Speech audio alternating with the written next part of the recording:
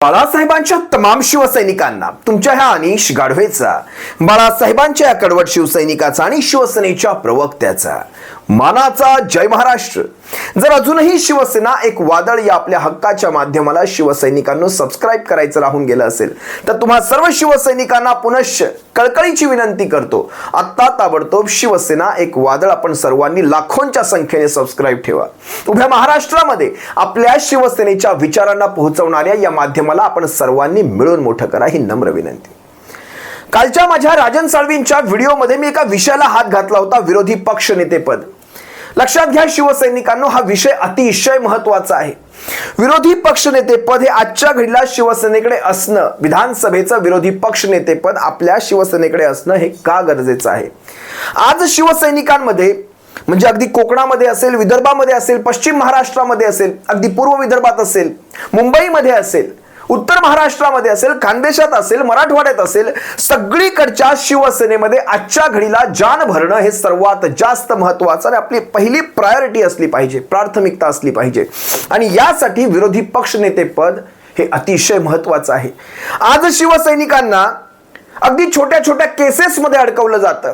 आज शिवसैनिकांना त्यांच्यावर दबाव टाकला जातो, पोलीस प्रशासनाचा वापर होतो, अन्य संस्थांचा वापर होतो, यानं त्या चौकशा लावल्या जातात। या सर्वांसाठी विरोधी पक्ष नेतेपद हे आपल्याकडे जर असेल तर आपण ह्या सर्वांवर एक दबाव तयार करू शकतो।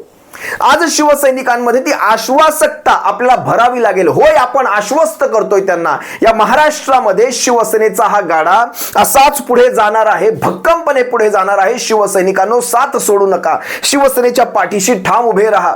आजच्या घडीला शिवसेनेमध्ये जान भरणं आणि शिवसैनिकांमध्ये जान भरणं हे फार गरजेचं आहे। त्यासाठी विरोधी पक्ष नेतेपदाची ताकद आपल्याकडे असणं हे फार गरजेचं आहे।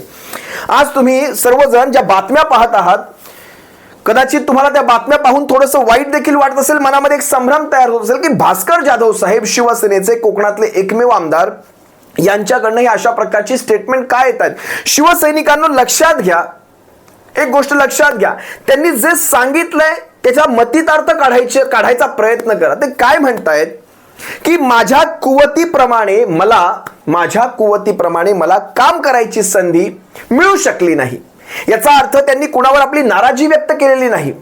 ते शिवसेनेच्या पक्षप्रमुखांबद्दल, शिवसेनेच्या कुण्या नेत्याबद्दल किंवा इतरांबद्दल कुणाही बद्दल ते काहीच बोलत नाही। तुम्ही त्यांची स्टेटमेंट बारीकीने ऐका। त्यांची जी कुवत आहे, त्यांची जी काम करायची पद्धती आहे, त्यांचा जो संसदीय अभ्यास आहे, त्यांची बोलण्याची पद्धत असेल, त्यांची अभ्यासपूर्ण भाषणं असतील, त्यांचे सर्वपक्षीय संबंध असतील। बघा मी काय म्हणतोय, पुन्हा ऐका, त्यांचे सर्वपक्षीय संबंध असतील, त्यांचा कायद्याचा अभ्यास असेल, त्यांचा विधानसभेचे अध्यक्ष म्हणून त्यांनी ते अनेकदा मंत्री राहिलेले आहेत, अगदी राष्ट्रवादीमध्ये असताना सुद्धा ते मंत्री राहिलेले आहेत।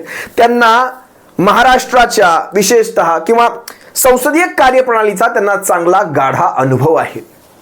या अशा परिस्थितीमध्ये आजच्या घडीला महाराष्ट्रामध्ये शिवसेना विरोधकांमधला एक सर्वात मोठा पक्ष आहे। आपल्याकडे 20 आमदार आहेत। आज विरोधकांकडनं या पदाला म्हणजे ह्या पदासाठी मागणी करणं हे जास्त गरजेचं आहे। विधानसभेच्या अध्यक्षांकडे तशा प्रकारची रीतसर एक मागणी होणं गरजेचं आहे। ती झाल्यानंतर एक योग्य व्यक्ती त्या पदावर ज्यावेळेस बसेल त्यावेळेस महाराष्ट्रामध्ये एक आश्वासक वातावरण जाईल। एक लढवय्या व्यक्ती ज्यावेळेस त्या पदावर बसेल त्यावेळेस महाराष्ट्रामध्ये एक स्फूर्ती तयार होईल, शिवसैनिकांमध्ये स्फूर्ती तयार होईल। नाहीतर तुम्हाला काल परवाची उदाहरणं तुम्ही ऐकलेत, ते व्हिडिओ मी तुम्हाला दाखवेल वाटलं तर मी खरं तर आजकाल ते व्हिडिओ दाखवायचा प्रयत्न करत नाही कुठलेही, पण तरी सुद्धा आजचा हा अगदी 1.25 मिनिटाचा व्हिडिओ मी तुम्हाला दाखवतो। नितेश राणेचा हा मला वाटतं सिंधुदुर्गचे पालकमंत्री ज्या वेळेस हे असले स्टेटमेंट भर सभांमध्ये, भर मीडिया समोर काढायची हिम्मत करतात, विचार करा आजचा मीडिया त्यांना सदा प्रश्न विचारत नाही की हिम्मत येते कुठून। जर तुम्ही आमच्याकडे प्रवेश घेतला नाही, भर कोकणामध्ये बसून सरपंचांना खुल्यामध्ये धमक्या दिल्या जातात, माझ्याकडे प्रवेश करा नाहीतर तुम्हाला मी निधीतला रुपया देणार नाही। मी का म्हणतो विरोधी पक्षनेते पद असणं आपल्याकडे गरजेचं आहे?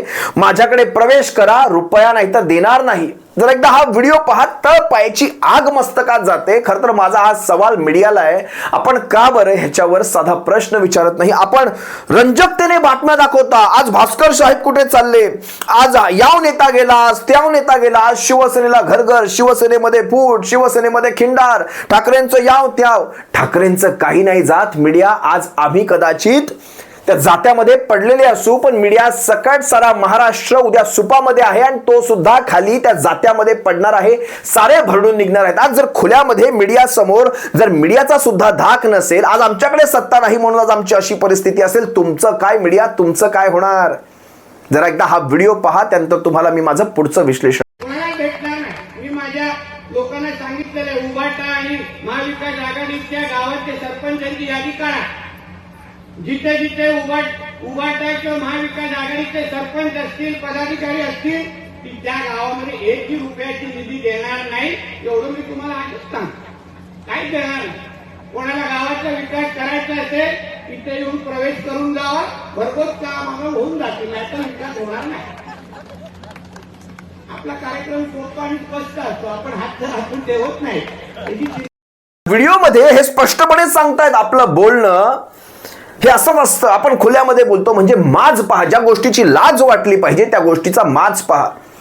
हे नितेश राणेंसारखे मंत्री झाले, हे मंत्री झाले, मंत्री त्यावर पालकमंत्री, त्यावेळेस जिल्हा नियोजनचा जो निधी आहे, जो सरपंचांना मिळायला पाहिजे, मग कुठल्याही पक्षाचे का असे ना, म्हणतायत मी उभाटाच्या महाविकास आघाडीच्या एक लिस्ट मागवली आहे सरपंचाची आणि एकालाही पैसा द्यायचा नाही. याला म्हणतात लोकशाही. लोकशाही म्हणजे मी तुम्हाला सांगतो, मी माझं काम अशा प्रकारे करेल की जेणेकरून माझी जनता मला पुढच्या वेळेस अशीच निवडून देईल. मी आज समजा माझा पराभव झालेला आहे, मी माझ्या पराभवाची कारण मीमांसा शोधेल आणि माझ्या पुढच्या 5 वर्षांमध्ये मी अशा प्रकारचं काम करायचा प्रयत्न करेल, माझ्या जनतेला मी आश्वस्त करेल आणि पुढच्या वेळेस मी नक्की निवडून यायचा प्रयत्न करेल. याला म्हणतात लोकशाही.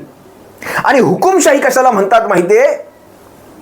या पक्षाची नावं शोधून काढा, त्या पक्षाची नावं शोधून काढा, याच्यावर ह्या केसेस टाका, त्याच्यावर त्या केसेस टाका. एक काम करा, ह्यांची लिस्ट द्या, ह्यांना 1 रुपयाचा निधी देत नाही.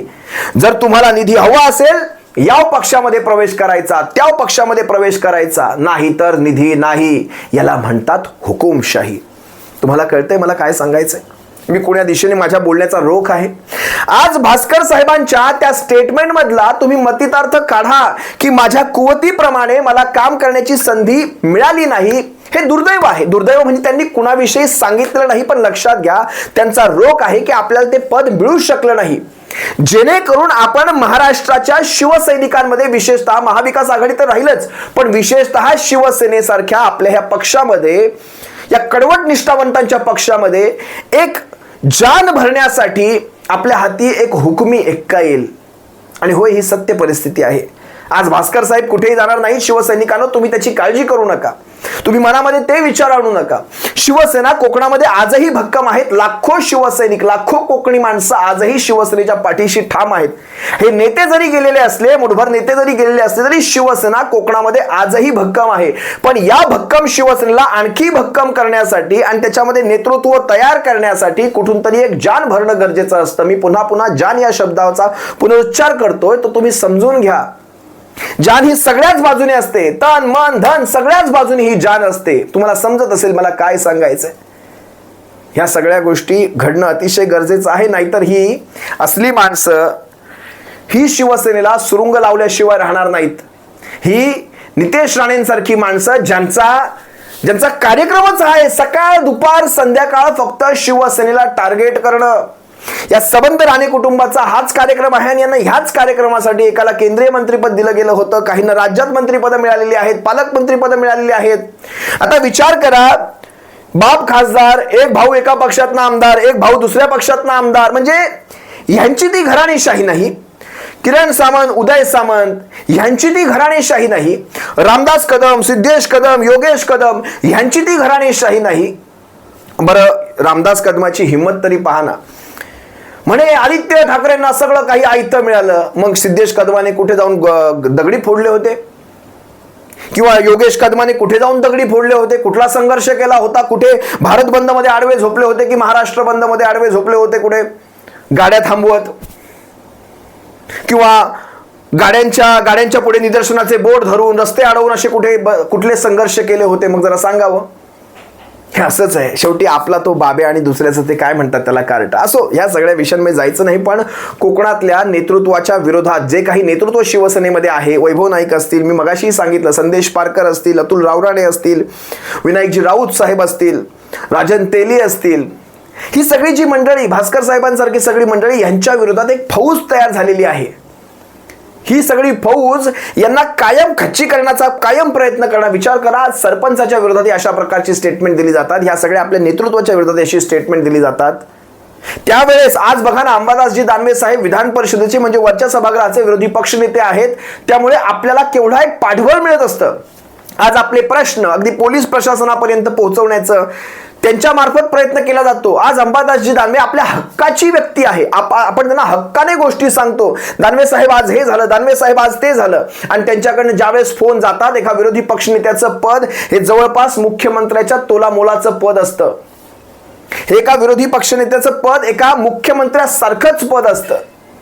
आज ज्यावेळेस त्यांचा फोन जातो त्यावेळेस मात्र प्रशासनावर एक दबाव येतो आणि शिवसैनिकांची असतील, सर्वसामान्यांची असतील, कामं केली जातात. विचार करा, ज्यावेळेस वरच्या सभागृहाचं आहे, आता खालच्या सभागृहाचंही ज्यावेळेस विरोधी पक्षनेते पद आपल्याकडे येईल त्यावेळेस काय होणार आहे.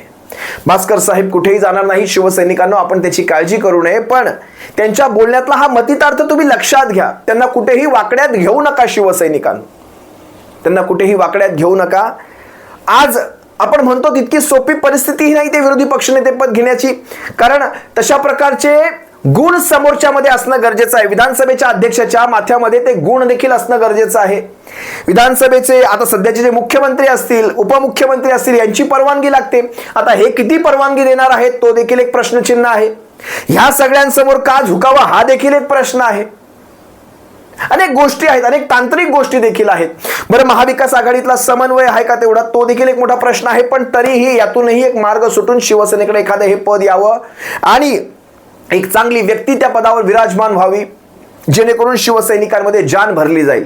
इतकीच आम्ही अपेक्षा करतो. भास्कर जाधवांच्या बाबतीत आपण निश्चिंत राहावं शिवसैनिकांनो. आतून विश्वास आहे की ही सगळी स्टेटमेंट त्यांची जी येत आहेत ती एका हृदयाच्या काय म्हणतात, हृदयामध्ये ज्यावेळेस काही टोचतं त्यावेळेस केली जातात. ती काही नेतृत्वावर, ती काही कुण्या नेत्यावर, नेते म्हणजे विभागीय नेते असतील, नेते असतील, यांच्याविषयी कुठलाही राग नसतो, पण एक सत्य परिस्थिती तुम्हा सर्वांपर्यंत त्या निमित्तातून येत असते. भास्कर साहेबांसारखं आणि उद्धव साहेबांसारखं नातं, किंवा भास्कर साहेबांसारखं किंवा विनायक राऊतांसारखं एकमेकांशी असलेलं नातं, किंवा स्थानिक जिल्हा प्रमुख असतील, स्थानिक पदाधिकारी असतील, यांचं जे एकमेकांमधलं नातं आहे हे वेगळं नातं आहे शिवसैनिकांना. हे नातं तुम्हाला फक्त कोकणातच पाहायला मिळेल.